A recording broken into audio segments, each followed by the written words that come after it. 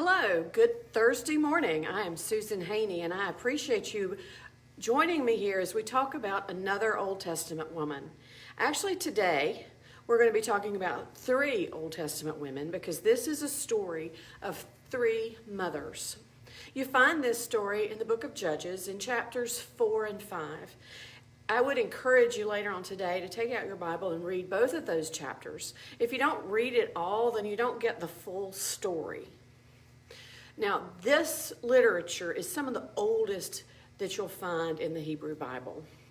Chapter 4 is a narrative of the story, and chapter 5 is a poem. It's a song. So the song is the older part. You know how today, if you can remember song lyrics better than you can remember anything else? Well, things were no different then. And they set to music the stories that they wanted to remember. They'd have sung these songs and told these stories around a campfire at night to keep them. Today, we're going to talk about these three mothers. The first mother that is listed in Judges chapter 4 is Deborah. Deborah is a judge. Now, the Hebrew word for judge has two different meanings. The first one is the same as our meaning, which is to judge, to arbitrate, to mete out punishments. And Deborah would sit under her tree and wait for the people of Israel to come to her so that she could make judgments between them. The other meaning of the word judge is leader or chieftain. The chief. So she was like the female leader, and she was a woman who was fully a judge. In addition to being a judge, she was a prophet. Now, she was acting as both judge and prophet when she called Barak, the Israelite general, to her and said, "It is time for you to attack the Canaanites who are oppressing us." And Barak agreed to do that, but he said, "You know what? I really don't want to go without you." So Deborah responded that yes, she would go with Barak. And this is her role as prophet, in that she told him that he would not get credit for that battle, that the one who would get credit for the battle would be a woman. Dun, dun, dun, dun. What woman? We will find out. If you know anything about military history, you know that an army really prefers to have the high ground. So General Barak took his army of Israelite soldiers and he arrayed them along Mount Tabor. And the enemy army under General Sisera was down below them. And when it came time to fight the battle, Barak and his army swooped down on this Canaanite army.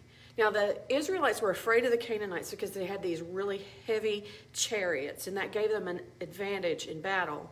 But God intervened here, which is showing not only, again, showing Deborah's prophetic vision.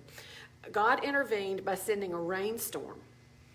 And when it got all muddy, those heavy chariots bogged down. They were no longer an asset, but were a liability.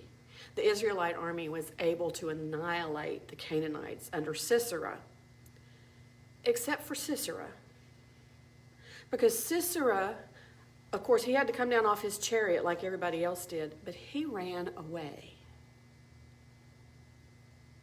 He ran until he saw a tent, and this was the tent of a man called Heber the Kenite, but Heber was not at home at the time. His wife, whose name was Yael, was at home, and she is the second mother that we see. It's as if she's waiting outside the tent like a spider. "Oh, come on inside. Come on in. I'll take care of you. You don't need to worry about anything." And then he came in and he asked her for some water. So instead of water, she gave him milk. What do mothers give their children? Milk. She said, "Oh, why don't you just lay down? I know you're tired. Just lay down here and I'll cover you up," just like a mother would a child.